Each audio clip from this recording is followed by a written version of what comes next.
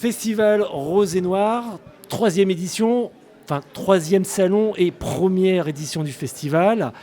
Et j'ai avec moi Jean-Marc Bloch, qui est parmi les invités d'honneur, en tout cas, sur ce festival. Et on est content de vous recevoir. Et vous avez un livre à nous présenter qui s'appelle Les deux côtés du miroir, qui est un livre finalement qui résume peut-être votre parcours particulier, parce que vous l'avez vécu de l'intérieur. Alors je l'ai vécu complètement de l'intérieur. J'ai passé 40 ans de ma vie à diriger des services de police judiciaire, une grande partie au 36 quai des Orfèvres, et puis à la fin la DRPJ Versailles, c'est la direction régionale de la police judiciaire, qui couvre toute la grande région parisienne. C'est 8 millions d'habitants, c'est 11 parquets différents, enfin c'est beaucoup de choses, c'est 5 à 6 000 affaires par an, des homicides, des trafics de stupes, des affaires financières, un tas de choses très différentes les unes des autres, et souvent assez compliquées, ouais, c'est du vrai tout ça, c'est du vrai. Et je suis à la retraite maintenant depuis 15 ans à peu près, et je fais une émission de télévision qui s'appelle Affaires Non élucidées. Absolument. Voilà, tout à fait, que vous co-animez avec Arnaud Poivre d'Armor. Arnaud Poivre d'Armor, tout à fait. Qu'est-ce qui vous a marqué dans ce parcours? Parce que beaucoup d'affaires, vous l'avez dit. Est-ce qu'il y en a vraiment qui vous ont tenu à cœur, qui vous ont vraiment marqué? Vous savez, toutes les affaires sont marquantes parce que c'est des humains qui sont en cause, c'est des humains qui sont victimes, c'est des humains qui sont auteurs, c'est des humains qui sont témoins. Et il n'y a pas d'affaires sur lesquelles on est indifférent, c'est pas possible. Il y a toujours du ressenti, c'est toujours dur. Alors celles qui touchent le plus, bien sûr, c'est celles dans lesquelles des enfants sont impliqués. On parle d'Estelle Mouzin, par exemple? Bien sûr, d'autant que c'est la dernière affaire que j'ai traitée avant de quitter la police judiciaire.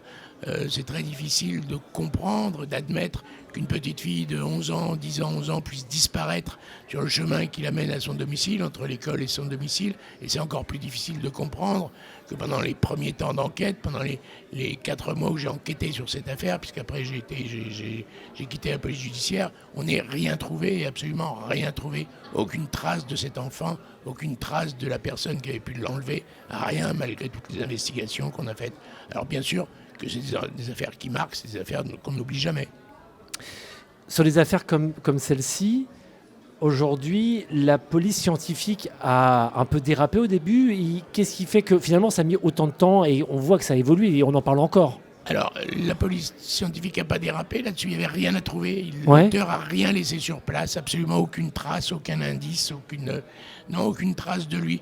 Ce qui fait que cette affaire a abouti, c'est que la complice de Fourniret, Monique Olivier, a dit aux enquêteurs que c'était lui qui avait enlevé Estelle Mouzin.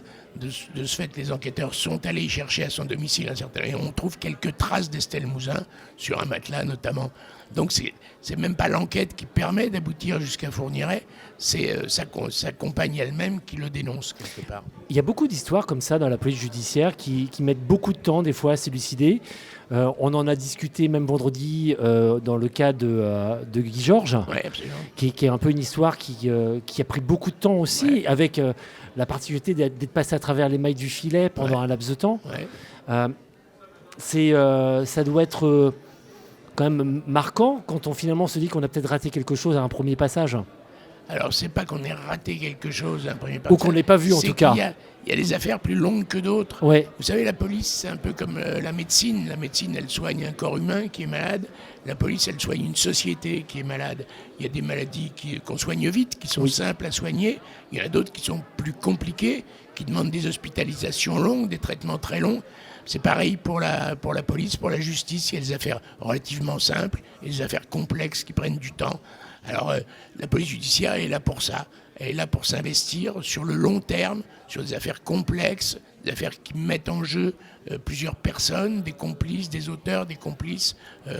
C'est ça notre métier de police judiciaire, dont on parle beaucoup aujourd'hui d'ailleurs. Et dans ce métier-là, comment on le vit humainement parlant, ce métier de policier, de flic?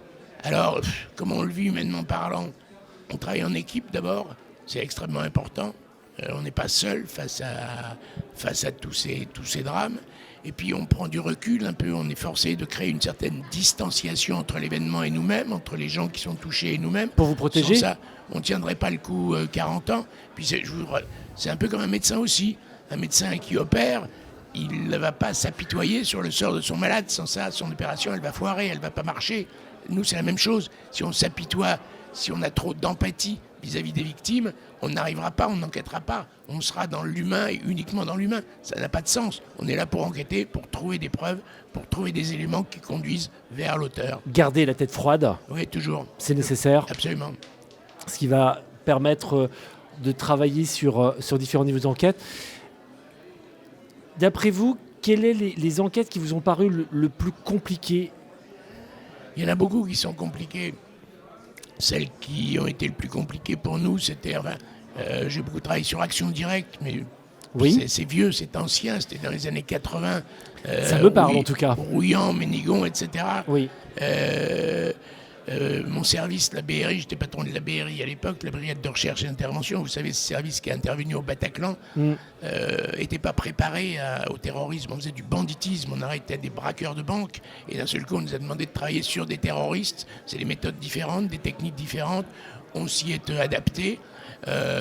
Et là aussi, ça a été un travail difficile où toute la brigade, la centaine de fonctionnaires contre la brigade, se sont investis pendant 4 ans sur ce groupe terroriste qui a fini par être neutralisé. Ça veut dire qu'on développe des process, des mécaniques pour justement appréhender le terrorisme qui n'est pas du tout le même type de délinquance. Oui, absolument.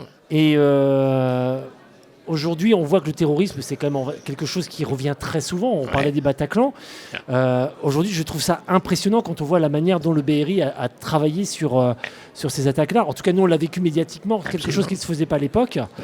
Et je me mets toujours à la place, on va dire, des personnes qui sont intervenues. Et je me dis que ça doit quand même être une charge mentale très lourde. Alors, il y a une charge mentale très lourde. On s'y prépare, on s'y habitue quelque part, mais ça laisse des traces. Hein. On n'est pas indifférent. Alors, tant qu'on est dans l'action, ça va, parce qu'une affaire chasse l'autre quelque part, on continue. Ça. Et puis il y a un jour où ça s'arrête, c'est quand on arrive à la retraite. Et là, il y a bien sûr, et c'est normal, un certain nombre de choses qui ressortent. On a des fois des bruits, des odeurs, des sons. Qui vous rappellent les événements. Qui ressurgissent, des images qui ressurgissent. On ne sait pas très bien pourquoi ni comment, mais on s'y habitue, ça fait partie de notre vie. C'est notre vécu qui ressort de temps en temps, les émotions qu'on a contenues pendant des années, qui peuvent ressortir de temps en temps, bien sûr. Qui sont finalement dans l'inconscient et qui vont ressortir comme ça, de but en blanc.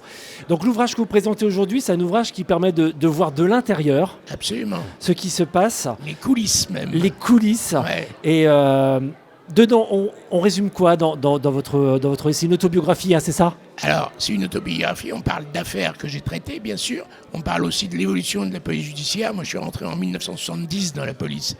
Donc, vous l'avez vu vraiment évoluer quelque part. Et tout ça a évolué dans les années 85-90. L'apparition de la police technique et scientifique, de l'ADN, l'arrivée des femmes dans la police qui a modifié beaucoup de choses. Donc, j'ai vu cette police évoluer complètement, changer complètement. C'est ça que je raconte dans ce bouquin, avec un certain nombre d'anecdotes, parce que c'est vrai que ce métier... il y a des choses surprenantes de temps en temps. Le matin, on peut travailler avec des clochards. L'après-midi, avec des ministres. Et puis, j'ai eu l'occasion dans mon métier de rencontrer des gens célèbres.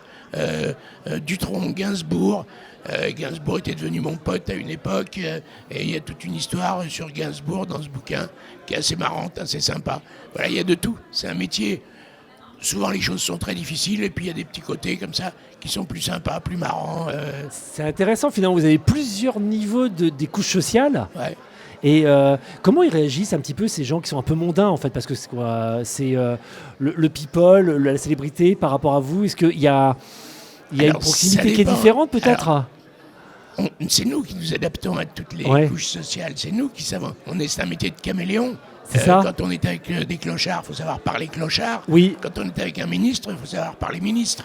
C'est pas le même langage. C'est un travail de polyglotte. C'est un travail de polyglotte, c'est un travail de caméléon, de polyglotte, bien sûr, oui. Et ça vous arrive de retranscrire, par exemple, d'un bord vers l'autre dans des affaires ou pas, ou c'est vraiment segmenté quand même ? C'est-à-dire, est-ce que ça vous arrive d'avoir plusieurs niveaux on peut passer d'un politique à un clochard ou absolument. Voilà. Ça arrive qu'on change dans la même affaire de niveau social complètement, bien sûr. Ce qui permet comme de pouvoir rattacher les wagons. On rattache les wagons. De toute façon, la société, c'est une entité unique quelque part où tous les wagons sont liés, on est tous liés quelque part d'une manière ou d'une autre. Oui, Et on sûr. reconstitue l'histoire comme ça en fait. Ouais. Bah, en tout cas, c'est une très belle expérience. En tout cas, si on veut donc poursuivre cette expérience, moi je vous invite à découvrir donc votre livre, Jean-Marc Bloch, qui s'appelle Des deux côtés du miroir. Il y a le côté visible et le côté invisible. sombre. Voilà, Absolument. un peu comme l'iceberg. Ben, c'est exactement ça. C'est la même idée en fait. Ouais, tout à fait. Je vous remercie en tout cas Jean-Marc Bloch d'avoir accepté cette invitation. C'est moi qui vous remercie. Merci beaucoup. Au revoir.